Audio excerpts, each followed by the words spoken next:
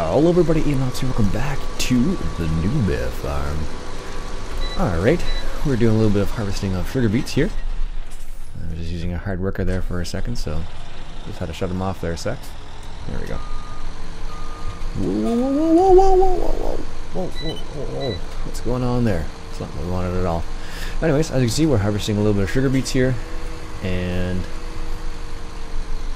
I'm gonna go down to business there. There we go. That's better. Anyways, we're harvesting sugar beets. I'm joined today by Country Gaming and Spud Boy. And I believe Spud is setting up to spread some slurry on one of their fields there. And I think Country Gaming is just setting up to unload me for the sugar beets here. And we'll see how that goes. It's currently 8:20 or say 2047 or say 20. I guess how would you say 204700 hours? No, 2000 hours? No. 2047 hours? I don't know. Almost 9 o'clock in game. I don't know. I always forget how you say that. Because normally it'd be like 0730. In this case it's 2047. 8:47 for those people who don't understand 24-hour time. Or military time it's referred to as often. There we go. I don't know how many sugar beets we got off this field so far. Come in straight. Pardon? I didn't come in straight. Oh, that's okay. We got it. I'm recording now, by the way, FYI. No worries. Just thought I'd forewarn both of you. Gotcha. Alright. We're almost on this field, actually, so you guys have just been spreading slurry on this field, I'm assuming, after the fact? Because don't you get an extra level of fertilization from cultivating under the... Oh no, not in this version of the game.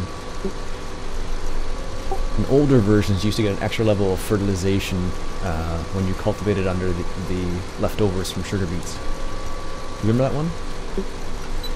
Our sugar beet planter doesn't need cultivating, so I don't think we've done that. But yeah, I do. Like, it was like... So what would happen is, when we harvested the sugar beets, what would happen is you would get... like you'd harvest it and you have to cultivate it under, and then you get one stage of fertilization from that. I think that was FS15. I think it was called the green manure mod, I want to say. Okay, yep. That's going back a ways though. There's so many mods that kind of never made it, but are kind of cool ideas. Although some of the cooler ones that I've seen here have been stuff like the manure mod in FS17 is pretty slick. So you get one stage of fertilization from spreading it, and then you cultivate it under or plow it under, you get the second stage of fertilization, which I think is super sweet. So, yep. I don't know, that is kind of a cool mod, so. And of course Seasons is a pretty interesting mod. I like because it spreads out what's going on. It's not always, you know, continuously going doing one thing then the other thing, one thing then the other thing, but, you know, over time it'll still end up being, you know, you do the same things at the same time of the year, but you kind of have to plan a little bit more, which is the part I enjoy. It's like, oh hey, I need enough hay for my cows throughout the winter, for example. Yep. I was playing 9 days seasons, and I just found that winter was too long and boring. Yeah, like I've been playing 9 days for a while now on kind of County Line, and I was considering changing it to 3 days just so it changes a bit more. Because I don't know, when I record the episodes, it always feels like, oh hey, it's been like, you know, I don't know how many episodes since the last season, Jane. Maybe it's one episode, but usually it's more like 4 or 5, maybe more, I don't know. I don't keep track. Yep. What do you think of those storage bale sheds that you've got on Penny Line? I like them so far. Keeps them organized. Yeah, because like you can store something like about 108 bales of silage, hay, and straw. I think. Yeah, I think that's what it is. It's a good chunk. I think there's actually ones that can take the high density bales as well, if memory serves. So you have ones with variable sizes. Although I'm not sure how those storage sheds work with seasons mods, to be honest with you, or season mod. Just not sure. I'm sure they go hand in hand, but you know, you never know. Yep. Where's my lights? Right, on game. Oh, there we go. It's a lot more light now. Wow, jeez. Don't know how I missed that before. I thought I did. I thought I had all the lights on before, but I guess I didn't. So now it's like a beacon of hope in the field. Although I imagine if you were to see this in the field, it would seem that way off the distance because you just see so many lights like this. Because you know, you got your lights for unloading on the side on the auger here. You got your beacons out back to indicate that you're full. You got the beacons around the side here in case anybody's on the side looking in. Hey, Spud. Yes. VGA. I'm on it. Yeah, I started topping it off there, and it was just unloading slowly with the wheel loader there. I didn't put any manure in it, so. Yeah, with the second bucket, it only takes 2 buckets per hour. Second Oh, bucket. really? That's what it comes. 2 buckets per hour? Yeah. Like of manure, or just in total? Either or. Oh wow, jeez, that's not much at all. That's nice. Yes, Because the big one it's takes, deep. like when we had it at the biggest one possible, I think it was like 5 or 6 buckets. You felt like you were there for ages. Well, it was more than that. I think it was like 11 or something. Oh, was it that many? Oh goodness. Yeah, the one we've got now is really slow. And we keep missing it. And we keep missing it. Yeah. Yeah, it's not the end of the world. No, we're making about 100 grand a day on milk automatics. Jeez, how many cows do we have? 212. Okay, that's why.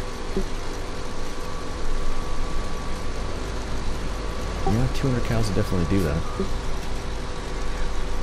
One of these days, I'll have to go to one of the guys' farms from the shop there. There's a couple guys who have milk or dairy farms, and one of the guys I know, he's got a brand new milker he just put in this, I guess last year, I guess it was. So sometimes when they have a new farm like that, they'll do like an open house and you go check it out. Although I'm not sure how much they'd appreciate a camera.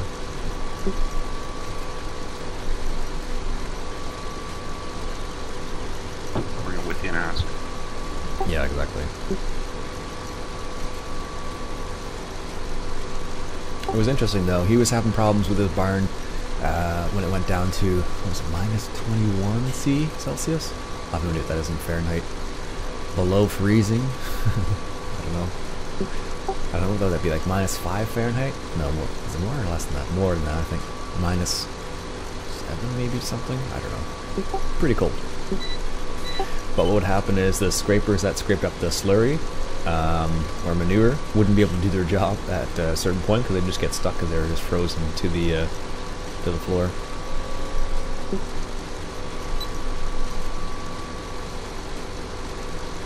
We'll be very frozen. Go AFK for a few. I'll be back. Roger that. Okay.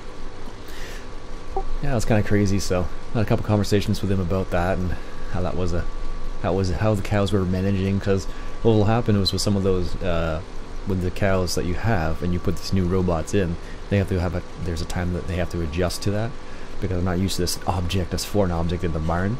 So some cows will be okay with it, other cows won't be okay with it. So you got to kind of like ease them into it or get rid of the cows that aren't doing it. So sometimes what will happen with some dairy farmers, they'll have 2 different farms with 2 different dairy quotas. So they'll take that one cow and put it together a farm where they're doing like an older style of milking still, like a carousel milker or something like that, or just a tie style milker, whatever it happens to be, and then they'll go from there basically. And then the cows that do adjust to the robot, they leave from there obviously, because then they get milked, what is it, 2.7 or 3.7 times a day, whatever it is.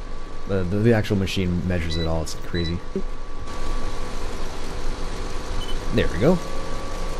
It sounds it.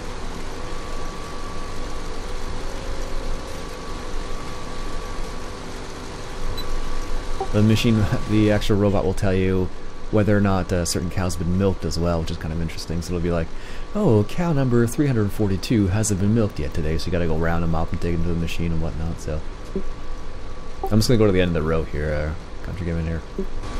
Alright.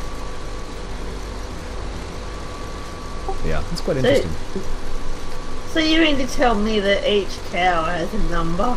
Each cow has a number, and each cow has like a GFI tag, so they can tell where the cow is and whether it's coming to the machine. That's how the milker actually tells what cow is coming in. So each cow has like a chip in it, and then when they come up, or it's like a tag, it's not a tag in it, it's like a collar they wear with a GFI tag in it. So basically what will happen is a cow will walk up to the machine, and the machine will recognize which cow it is, and they'll open the gate, give it a certain amount of feed for the cow, and then it'll get milked while it's eating usually, and then it'll go away. And then if a cow has gone to the milker like too many times because it wants more food, the cow just get kicked out, like not literally kicked out, but just the door will open and they'll give a little nudge out the door sort of thing. Yep. I have seen cows over here with tags in on their ears. Yep. Same thing.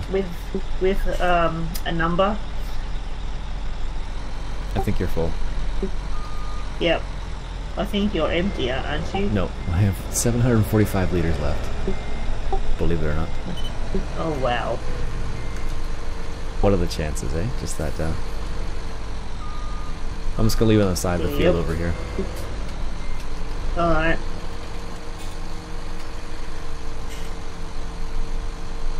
Alright, let's leave it up over here. Just so it's out of the way there. Perfect. Leave the lights on so people know what's going on over there. Anyways, finished that up. Alright, let's go over here and start putting some slurry down. I believe there's a slurry tanker on the side over here as well, so we'll get going on that there. But trying recording with mirrorless action again today, and we'll see how that goes. Should be alright. I don't know why it wouldn't be, but I did adjust the sound of the audio a little bit because I went back and listened to that video and I'm like, yeah, that is kind of loud, isn't it?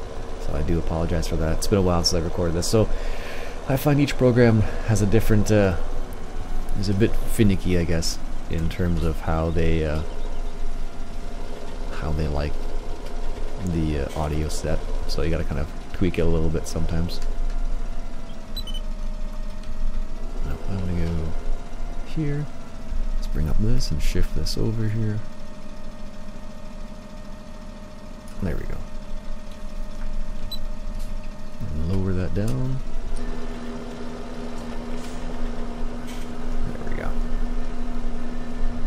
And then we'll do some of this nonsense.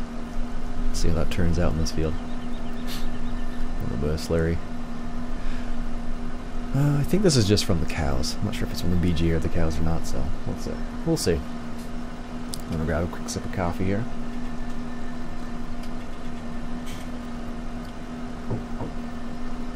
Not too bad. We'll see. I don't know, I'd say it was okay coffee. It wasn't like super amazing coffee like I've had in the past, but it was pretty good. So, I can't complain. Just happy to have coffee, I guess. Alright, let's see what that turns like there. Oh, it's not too bad actually. Just leaves a little bit unfertilized there in the corner. Actually, it's not very much at all. That's very surprising. It's like a little tiny bit right in the on the turn there, but it's a really good job for that kind of stuff. Not quite as the other one doesn't. Well, the big one does a great job, but if you have small fields like that, it's just too much to manage basically. So it's nice to have the smaller field here. Yeah, it doesn't seem like it's bright at all.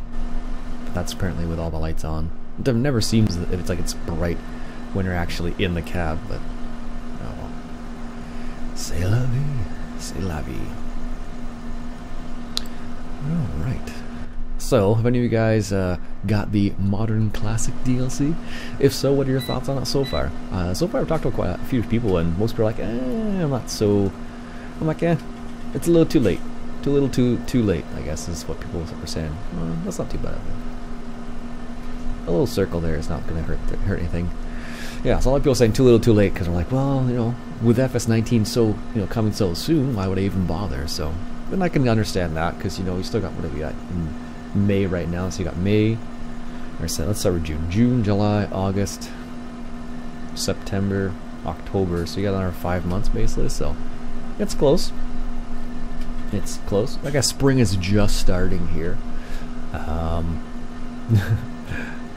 I guess it's in full swing now. Like, it's actually, you know, trees have leaves on them now, stuff like that. So I would say it's in full swing. And oh, other side little fact, I finally got that kayak I was talking about. For those people who've been following that story, I'll have to do a little video on that, showing you guys the thing. It's just a basic stock kayak. I haven't modified it at all. Not yet, at least. Perhaps I will in the future.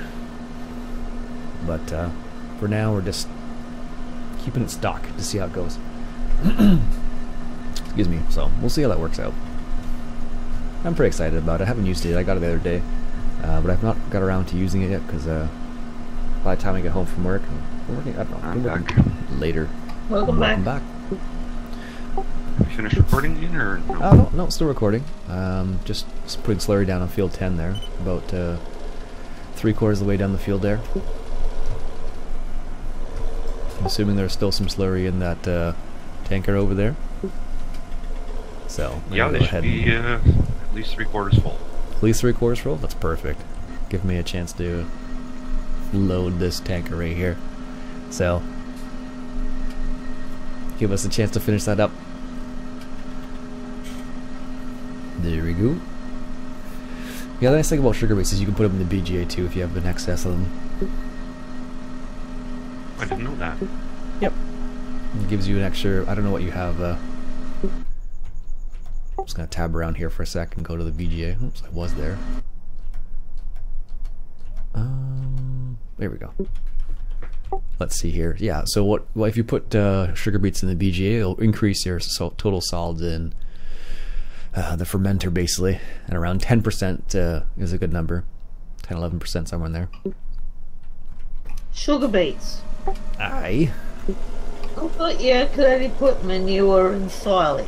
Oh no, that BG extension puts a lot more in there than that. You can put wheat, you can put barley, corn, and they each have different levels of solids, so it'll change the values a little bit. So does that also change the price that you get when you sell it? Yeah, so the way it works is like so the more wattage you output, the more money you get, basically.